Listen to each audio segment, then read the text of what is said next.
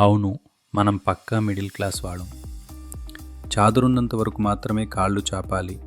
గాలి వచ్చిపోతే తల వంచి సహించాలి.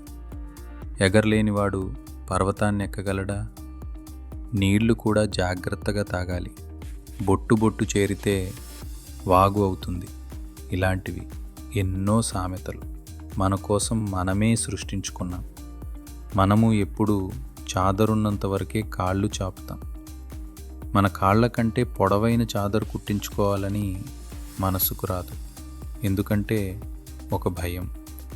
నేను అలా చేస్తే నలుగురేమంటారు, ఇలా చేస్తే నలుగురేమంటారు.